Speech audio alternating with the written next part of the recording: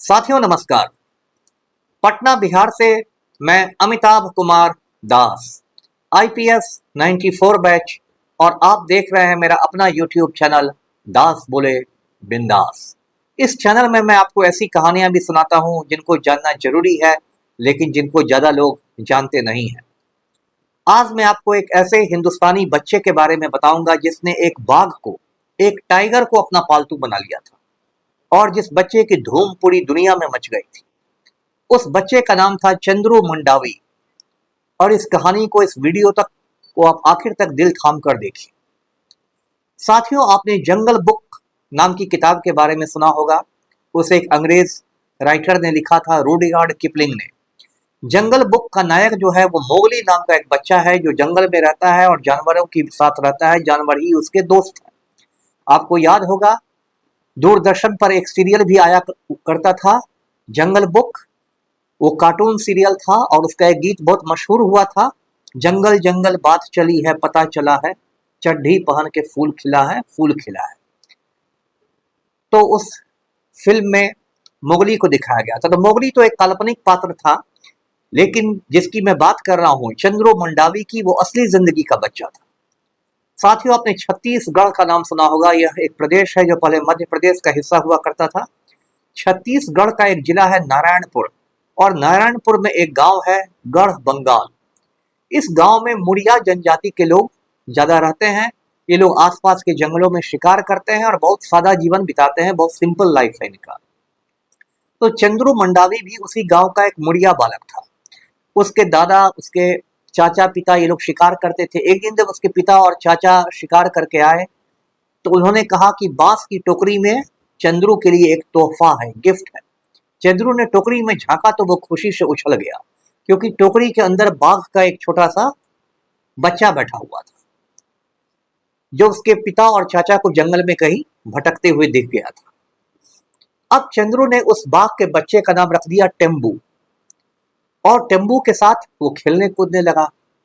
अब वो बाघ का बच्चा धीरे धीरे बड़ा हो गया, और वो ऐसा घुल मिल गया चंद्रू से कि चंद्रू कहीं जाता तो वो पीछे पीछे पालतू कुत्ते की तरह रहता।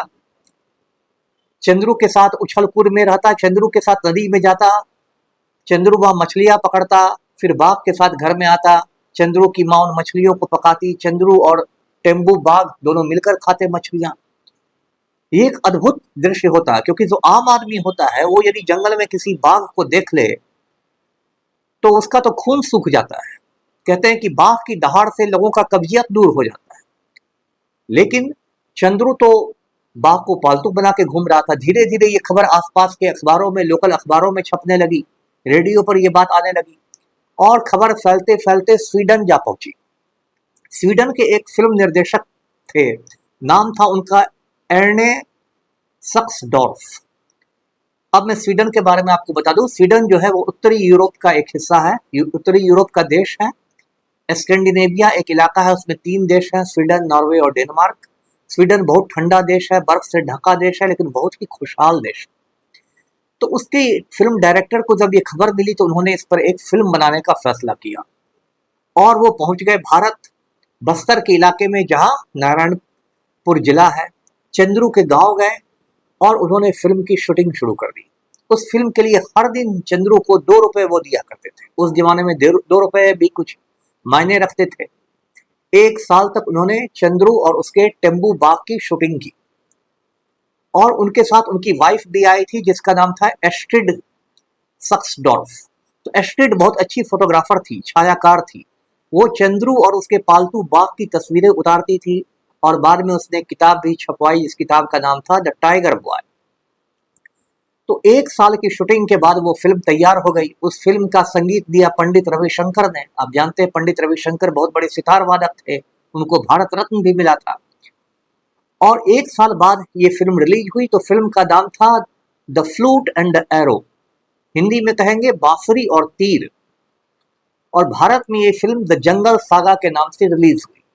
जब ये फिल्म रिलीज हुई तो पूरी दुनिया भर में समझिए तहलका मच गया। ये 1957 की बात है, और लोगों ने दांतों तले उंगली दबा ली, दुनिया वालों ने, कि भाई एक छोटा सा बच्चा बाघ को पालतू बना के घूमता है, उसके साथ जंगल जाता है, मछलियां पकड़ता है, खेलता कूदता है, नाचता है। वो फिल्म इतनी मशहूर हुई कि उस फिल्म को ऑस्कर अवार्ड मिला, जो ऑस्कर अवार्ड दुनिया में सिनेमा का सबसे बड़ा पुरस्कार होता है। उसके बाद उस स्वीडन के डायरेक्टर ने चंद्रू से कहा कि चलो मैं तुम्हें अपना देश घुमाता हूँ। तो वो चंद्रू उनके साथ स्वीडन चला गया। 1 साल तक स्वीडन में वो रहा। स्वीडन में उसको देखने के लिए लोगों की भीड़ लग जाती थी कि यही बच्चा बाघ को पाले हुए है। 1 साल बाद जब चंद्रू लौटा तो उस समय आप जानते हैं देश के प्रधानमंत्री पंडित नेहरू थे। नेहरू जी भी चंद्रू के बारे में जानते थे।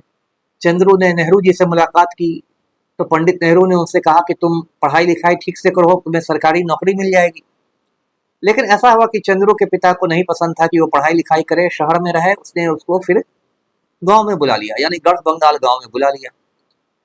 उसके बाद ऐसा हुआ 1-2 साल के अंदर जो टेम्बू बाघ था इसकी मौत हो गई। आप जानते हैं कि जो बाघ होता है उसकी औसत आयु 18-19 वर्ष होती है। बाघ कोई इंसान तो होता नहीं कि 80 वर्ष जिए, 90 वर्ष जिए।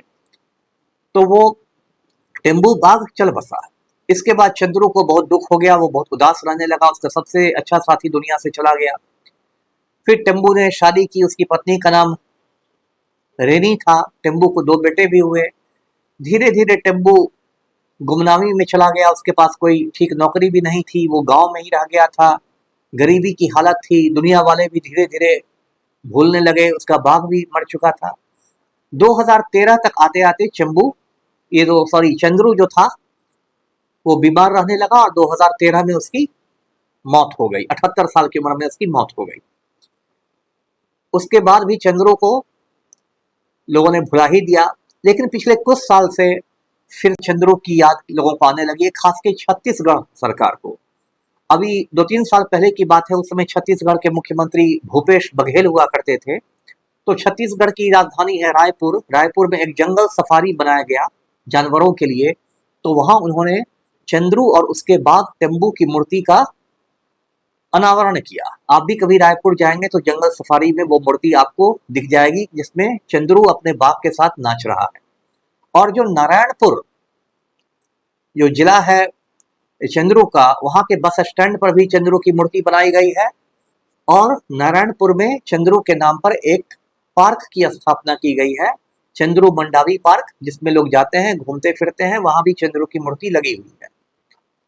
तो साथियों, ये जो वीडियो था मैंने इसलिए आपको दिखाया कि बाघ जैसे खूंखार जानवर को भी मोहब्बत की भाषा समझ में आती है। और यदि आप उसके साथ मोहब्बत से रहते हैं तो वो आदमी की तरह धोखेबाज नहीं होता कि पीठ में खंजर भोंक देगा। वो आपके साथ मोहब्बत करता है। यदि आपकी फैमिली में, आपके आस पड़ोस में कोई छोटा बच्चा हो, कोई छोटी बच्ची हो, तो उसको ये मेरा वीडियो जरूर दिखाइएगा। हो सकता है वो भी आगे चलकर चंद्रू की तरह ही बहादुर बने। वीडियो को लाइक कीजिए, शेयर कीजिए और चैनल को सब्सक्राइब कीजिए। धन्यवाद। जय हिंद।